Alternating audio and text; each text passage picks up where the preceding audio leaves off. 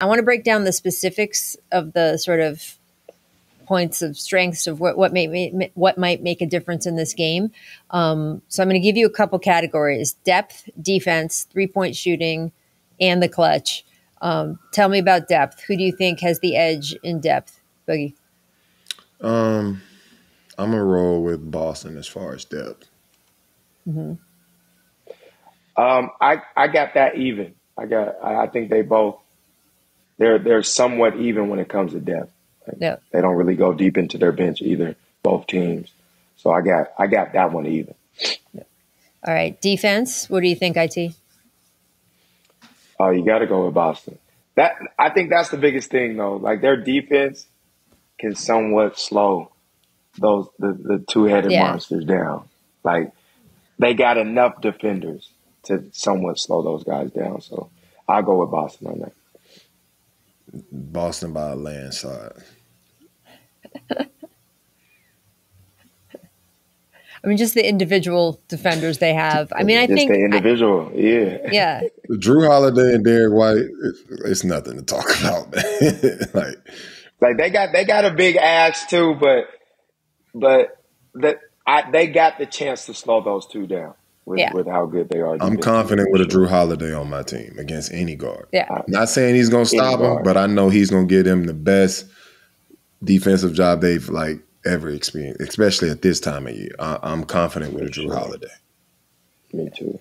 Well, look, we saw in the series against Oklahoma City, there are things you can do to sort of limit Kyrie's offense. Now, Kyrie did a great job of settling in and focusing on the other parts of his game and was an important part of that series win, but he didn't score a lot. And there are ways to do that, and they have the blueprint already. I expect to see a lot of Jaylen Brown on Kyrie, which leaves everyone else available to throw at Luka, which I think is going to make a big difference too. But, you know, Mavs have been playing great defense themselves, so they've got a chance to limit Boston stars. It's just the individual defenders are so elite on Boston. They've got 2 All-NBA defenders and a third in Jaylen Brown, who easily could have been All-NBA. He was the first one left off the list. If you look at the points of votes and things like that, you know, I'm with you guys. I think it is what it is. And Rachel, I got one more thing with that. It's like Dallas got defenders, but their offense is not good. Like the Dallas defenders, their offense doesn't bring enough. Right. Boston's defenders, they still really good on offense. Yeah. Like they still can get you 20 to 25 on any given night. So I think that's why they got the edge when it comes to that. Like they can slow you down, and they've been real good options on the offensive end as well.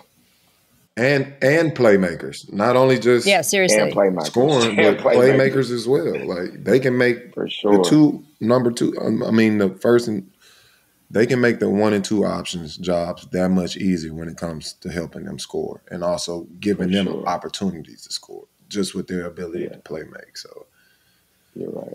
Well, this gets into the next category, 3-point shooting. What do you think, Bug? Boston. I'm rolling with Boston.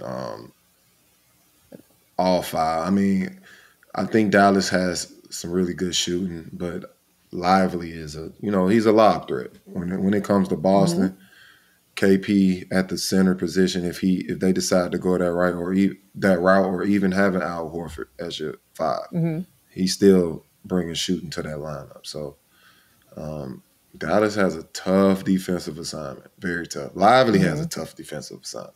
So it's going to be tough for Dallas. Yeah, I'm gonna go with Boston. They shoot more. They're programmed to shoot threes all year long. They've been, no matter if they're not making them at all, they're shooting a lot of them. So like they get the attempts up. I think they got more players that shoot more. Like they definitely got the edge on the 3-point shooting. So I'll go with Boston as well. Well, look, the way Jason Kidd has had his guys defensively scheme has been very different than what they will have to do against Boston, because he's had them pack in the paint, right? And that let 3-point shooters shoot, and we're going to have the advantage. You can't do that against Boston, as you point out, IT, right? No. Like most attempted threes, but the more important stat, most made threes in the NBA for this season. And obviously those guys are such a danger. Now Luka's a danger when he, gets toward the hoop and then kicks it out. That's one of his favorite moves. And certainly, he's got, just an uncanny passing ability. But I don't know. I think you got to go with Boston again. I'm with you guys. Who's got the best player in this series? What do you think, IT?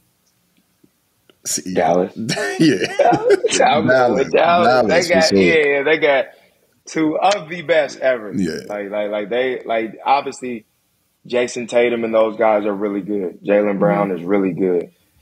But Luka and Kyrie are something we haven't seen. So I'm going with, and I'm putting them two right. Like they got the best duo. Like they don't just got the best players.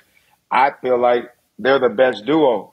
They just don't got the best team. Would you guys are both putting Kyrie ahead of Jayson Tatum? I'm not gonna go that far. I am. Yeah. All right. I am. That's cool. That's cool. Yeah. I'm gonna go with that. I'm a big Kyrie fan. I'm a huge Kyrie fan. Huge Kyrie. Yeah. No, I know you are. I'm gonna just rock with that. I'm gonna pick. They got the best. They got the best player and the best duo.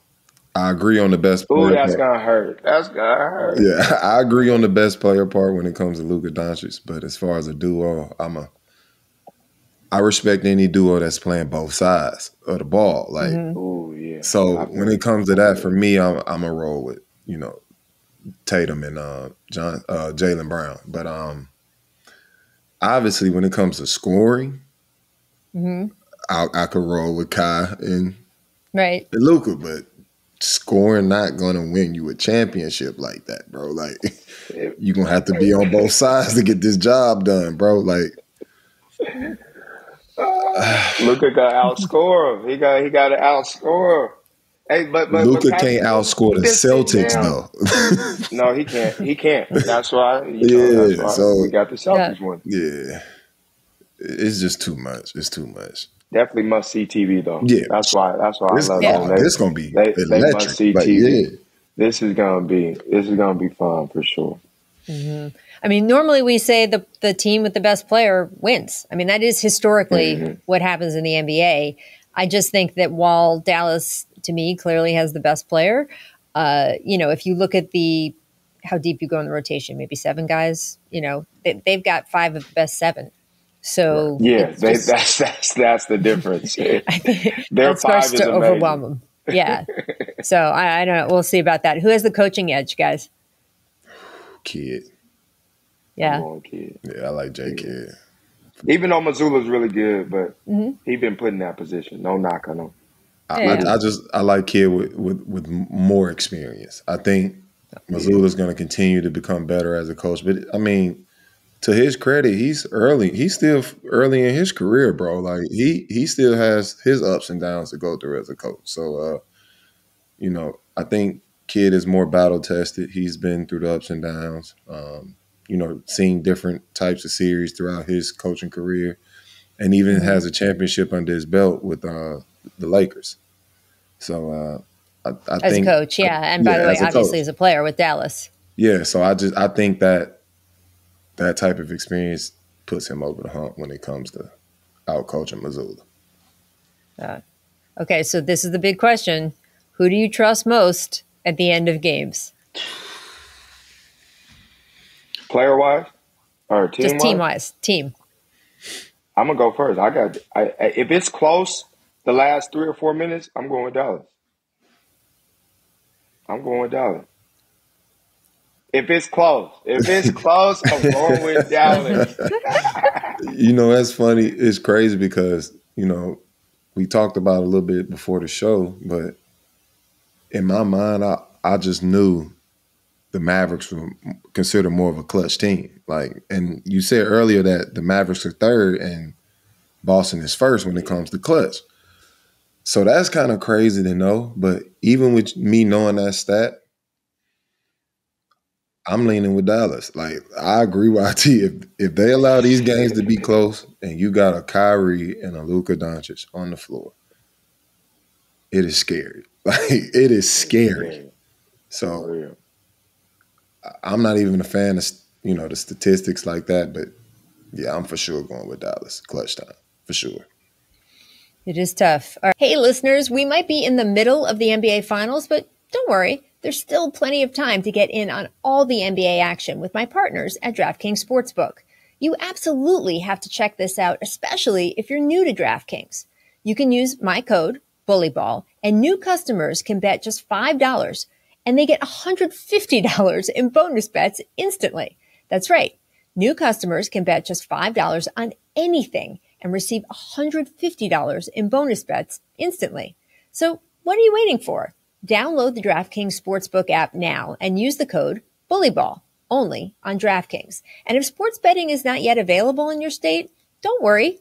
DraftKings is the one-stop shop for all things daily fantasy, where you can join in on all the fun and have a shot to win cash prizes. From tip-off to the final seconds, DraftKings has you covered with same-game parlays, live betting, odds boosts, and so much more. So go ahead, download the DraftKings Sportsbook app now. New customers use my code, BULLYBALL, and you will bet just $5 and you can get $150 in bonus bets instantly. That's promo code BULLYBALL only at DraftKings Sportsbook. The crown is yours.